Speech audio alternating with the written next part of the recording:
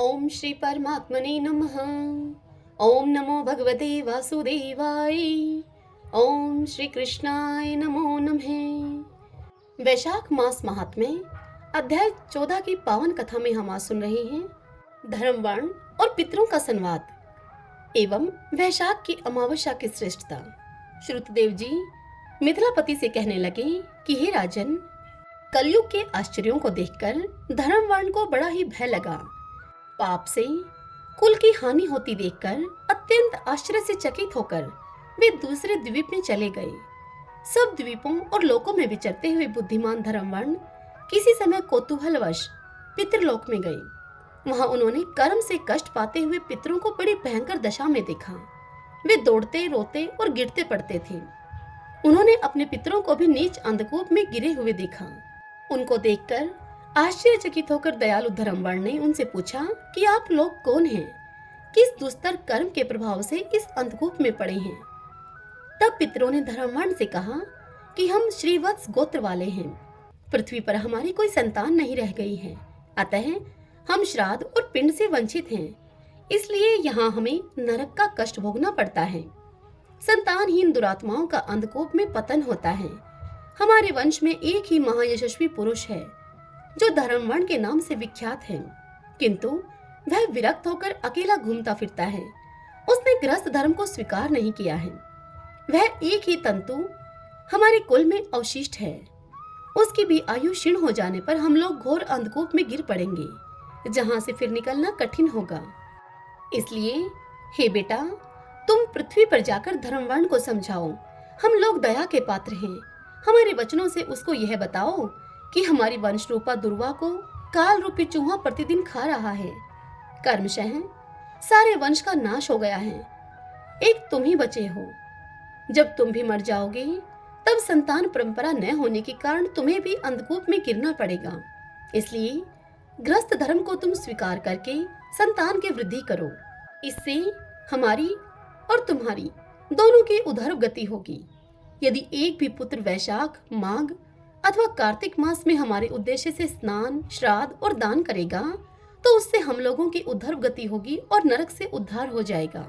यदि एक भी पुत्र भगवान विष्णु का भक्त हो जाए, एक भी एकादशी व्रत रहने लगे, अथवा यदि एक पुत्र भी भगवान विष्णु की पापनाशक कथा श्रवण करे तो उसकी 100 बीती हुई पीढ़ियों का तथा 100 भावी पीढ़ियों का उद्धार होता है।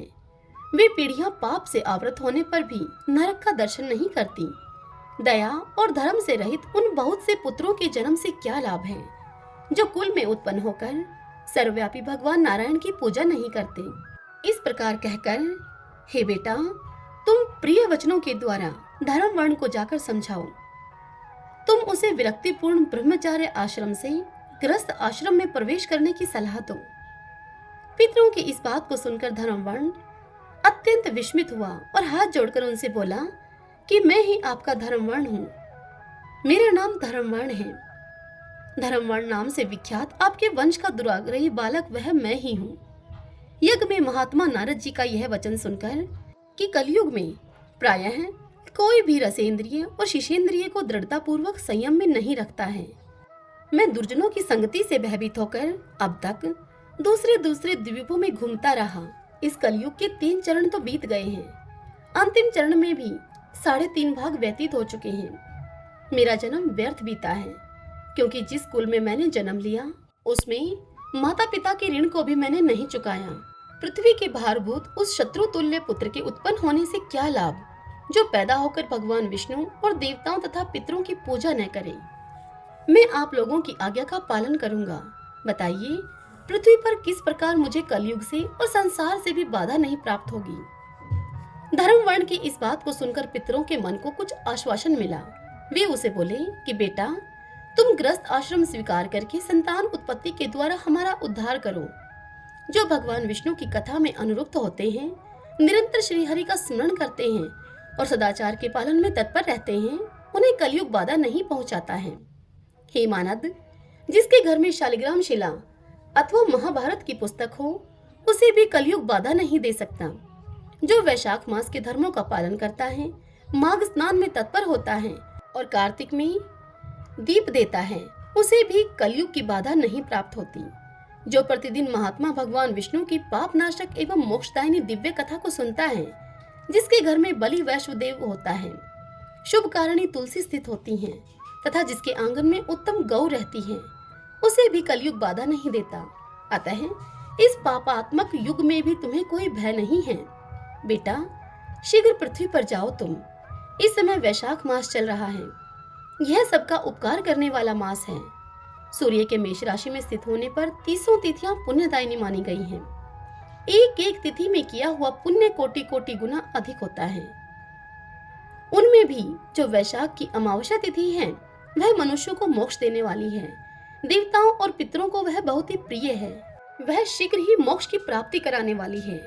जो उस दिन पितरों के उद्देश्य से श्राद्ध करते हैं और जल से भरा हुआ घड़ा एवं पिंड देते हैं, उन्हें अक्षय फल की प्राप्ति होती है। अतः हे महामते, तुम शीघ्र जाओ और जब अमावस्या हो तब कुंभ के सहित श्राद्ध एवं पिंडदान करो। सबका उपकार करने के लिए गृहस्थ धर्म का आश्रय लो। धर्म, अर्थ और काम से संतुष्ट होकर उत्तम संतान पाकर फिर मुनिवृत्ति से रहते हुए द्वीप द्वीपांतरों में विचरण करो।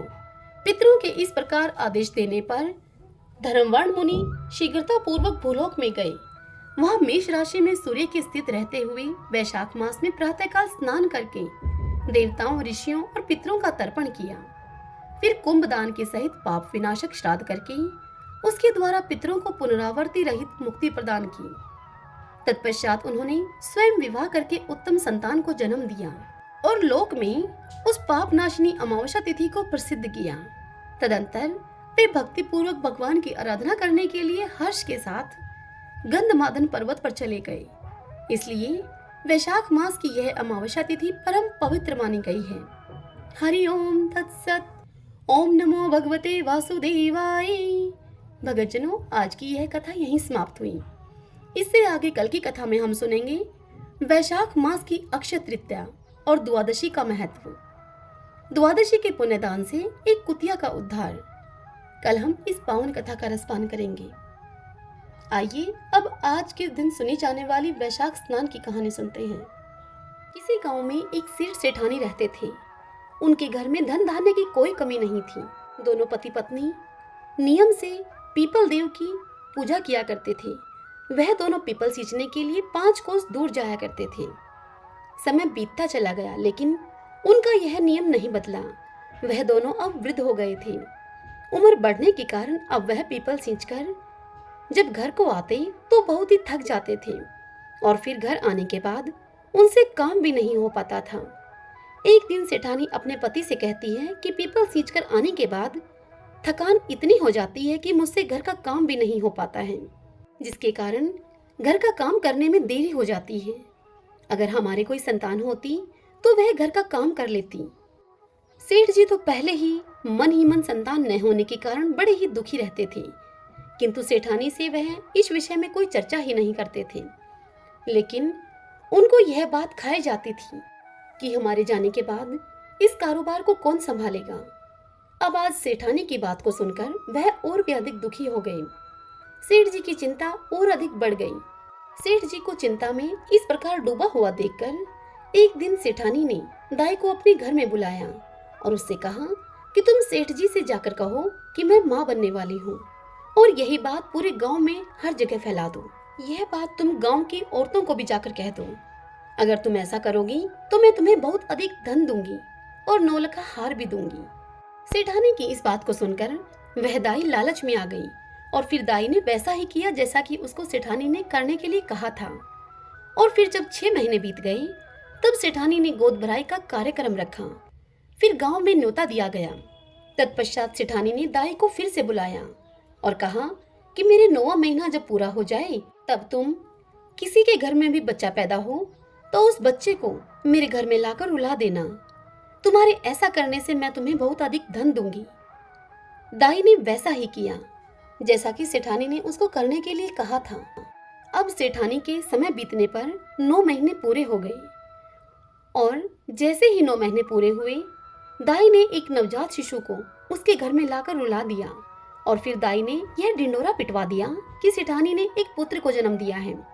तत्पश्चात सवा महीना पूरा होने पर सेठानी ने जलवा पूजन का कार्यक्रम रखा। उस कार्यक्रम में उसने पूरे गांव को भोजन के लिए बुलाया। जब जलवा चूड़े की रस्म होने लगी तब लोगों ने उससे पूछा कि बच्चा कहाँ है। तब सेठानी कहने लगी कि मैं यह पूजा कटार के साथ करूंगी, कुंवर साहब को नजर लग जाएगी, इसलिए उसे अभी बाहर नहीं निकालेंगे। और इसी प्रकार 5 से 6 साल बीत गए। गांव के किसी भी व्यक्ति या औरत ने कुंवर साहब को नहीं देखा था। फिर एक दिन सेठानी सेठ जी से कहती है कि मेरा बेटा पढ़ने के लिए काशी जी जाएगा।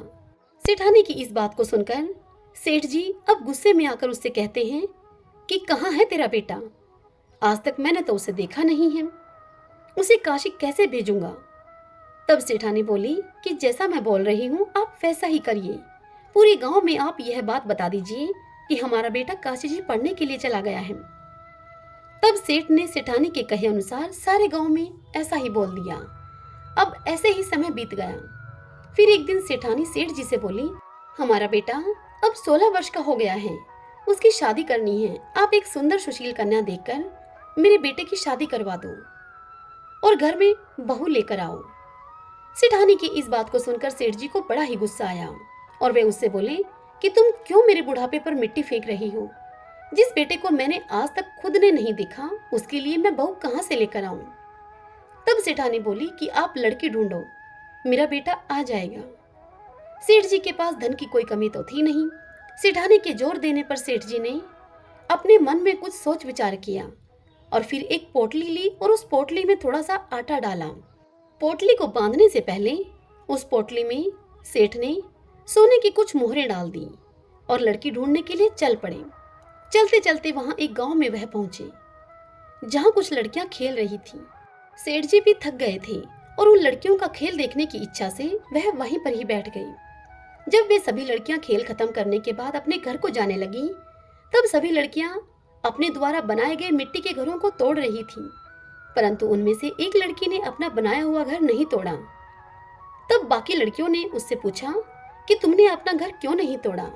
तब वह लड़की बोली कि मैं अपना बनाया हुआ घर कभी नहीं तोड़ूंगी। फिर वह सभी लड़की अपने अपने घर को चली गई। सेठ जी उठे और उसी लड़की के पीछे पीछे चल दिए जिसने कि अपना घर नहीं तोड़ा था। सेठ जी को वह लड़की बड़ी ही बुद्धिमान लगी। अब चलते चलते सेठ जी उसी लड़की के घर के आंगन में पहुंच गए और वहीं आंगन में ही बैठ गए और उस लड़की से कहते हैं कि बेटी मैं 2 दिन से भूखा हूँ, क्या तुम मुझे खाना खिला दोगी। तब लड़की ने कहा कि ठीक है। फिर लड़की अपने घर के भीतर जाकर अपनी माँ से बोली। तब उसकी माँ बोली कि बेटी मैंने तो खाना खा लिया है, अब तो घर में खाने के लिए कुछ भी नहीं है, आटा तक भी नहीं है। लड़की ने यही सब बाहर आकर उस बुजुर्ग व्यक्ति से कह दिया, अर्थात उस सेठ जी से कह दिया। तब सेठ जी उस लड़की से बोले कि बेटी आटा मेरे पास है, तुम इसे ले जाओ और रोटी बना दो। सेठ जी ने वह पोटली उस लड़की को थमा दी। लड़की ने वह पोटली लाकर अपनी माँ को दी। माँ ने जब खोलकर देखा पोटली को तो उसमें सोने की 4 मोहरें भी थीं। तब उस लड़की की माँ ने वह 4 मोहरें बेटी के हाथ में देकर कहा कि यह सोने की मोहरें उन्हें वापस दे आओ। जब लड़की बुजुर्ग व्यक्ति को वह सोने की मोहरें देती है तो वह कहते हैं कि बेटी यह मोहरें तुम ही रख लो, हमारे घर में पैसे की कोई कमी नहीं है।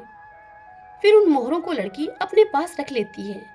इतनी देर में ही उस लड़की के पिता भी आ जाते हैं। तत्पश्चात सेठ जी और लड़की के पिता के बीच में बातचीत होने लगती है। अब कुछ समय के बाद भोजन की थाल लगा दी जाती है और सेठ जी भोजन करने के लिए बैठ जाते हैं और खाना खाते हैं। समीप बैठे लड़की के पिता सोचते हैं कि यह बुजुर्ग व्यक्ति बड़े ही धनवान हैं। अब जैसे ही सेठ जी खाना खाकर उठते हैं तो लड़की के पिताजी उनसे पूछते हैं कि आगे आप कहाँ जा रहे हैं। तब सेठ जी बोले कि मैं तो अपने लड़के के लिए उसकी शादी करने के लिए लड़की देखने के लिए जा रहा हूँ। मेरा लड़का काशी जी पढ़ने के लिए गया है, वह 12 वर्ष के बाद लौट कर आएगा। तब लड़की के पिता ने यह विचार किया और सोचने लगा कि यह व्यक्ति धनवान है और अपने लड़के की शादी के लिए लड़की भी ढूंढ रहा है। क्यों ना मेरी लड़की का विवाह इसके लड़के से हो जाए। मेरी लड़की इनके घर जाएगी तो वह बहुत ही सुख पाएगी। यदि उसका विवाह इनके घर में हो जाए तो कितना अच्छा हो। तत्पश्चात लड़की के पिता ने उस बुजुर्ग उस सेठ जी से कहा कि यदि आपको ठीक लगे तो आप अपने बेटे का विवाह मेरी बेटी से करा दीजिए। यह सुनकर सेठ जी बड़े ही खुश हुए और फिर एक नारियल और 1.25 रुपए का शगुन लड़की को दिया। तत्पश्चात सेठ जी लड़की के पिता से बोले कि मेरा बेटा 12 वर्ष के बाद आएगा, वह काशी जी पढ़ने के लिए गया है। तब लड़की के पिता ने कहा कि कोई बात नहीं है। तत्पश्चात सेठ जी ने घर आकर सारी बात सेठानी को बताई। कुछ दिन बीत जाने पर सेठानी ने सेठ जी से कहा कि अब विवाह करा के उस लड़की को अपने घर ले आओ। तब सेठ जी कहने लगे कि यही तो चिंता का विषय है कि शादी कैसे होगी। तब सेठानी बोली कि शादी खांडे के साथ होगी। तब सेठ जी फिर से लड़की के घर गए और वहां जाकर उनसे शादी के विषय में बात करते हुए कहते हैं कि मेरा बेटा अभी नहीं आ सकता, वह अभी काशी जी पढ़ने के लिए गया है। 12 वर्ष पूरे होने पर ही वह लौटेगा, अभी उसे आने में समय लगेगा। यदि आप राजी हो तो मैं अपने बेटे के स्थान पर यह खांडा रख दूंगा और यह शादी संपन्न हो जाएगी। पुराने जमाने में तो ऐसे ही शादियां हो जाया करती थी। असली कीमत तो आदमी के वचन और जुबान की होती है। अब लड़की के माता पिता ने सेठ जी की सारी बात को सुनकर सोच विचार किया कि हमारी बेटी इनके घर ब्याही जाएगी तो वह राज रजेगी। इन लोगों के पास इतना अधिक धन है, हमारी बेटी खूब प्रसन्न रहेगी। ऐसा सोचकर लड़की के पिता और सेठ जी ने लड़की के फेरे खांडे के साथ करा दिए। तत्पश्चात सेठ बहू को लेकर अब घर आया। सेठानी बहू को देखकर बहुत खुश हुई, फूली न समाई। जब सेठ सेठानी पीपल सींचने के लिए जाते तो बहू पीछे से घर का सारा काम निपटा लेती और सेठ सेठानी के घर वापस आने पर वह बहू उनके लिए खाना बनाकर तैयार रखती थी और फिर उनके लिए खाना परोसती। तत्पश्चात वह अपनी सास के पैरों की खूब मालिश करती और उनकी खूब सेवा करती और खूब प्रेम से अब उनके दिन बीत रहे थे। यह सब करते करते 1 वर्ष बीत गया। फिर एक दिन जब सेठ सेठानी पीपल सींचने के लिए गए हुए थे तब उनके घर की आग बुझ गई। बहू जब आग लेने के लिए पड़ोसन के घर गई और बहू ने पड़ोसन से जाकर कहा कि मुझे थोड़ी सी आग दे दो, मेरे सास ससुर आने वाले होंगे, मुझे उनके लिए जल्दी से खाना भी बनाना है। तब पड़ोसन ने बहू से पूछा कि तुम किसकी बहू हो। तब वह बोली कि मेरे पति काशी जी पढ़ने के लिए गए हैं। तब पड़ोसन बहू से बोली कि सेठ सेठानी की तो कोई औलाद ही नहीं है, ये तुमसे झूठ बोल रहे हैं, ये तुझे ऐसे ही काम करने के लिए ले आए।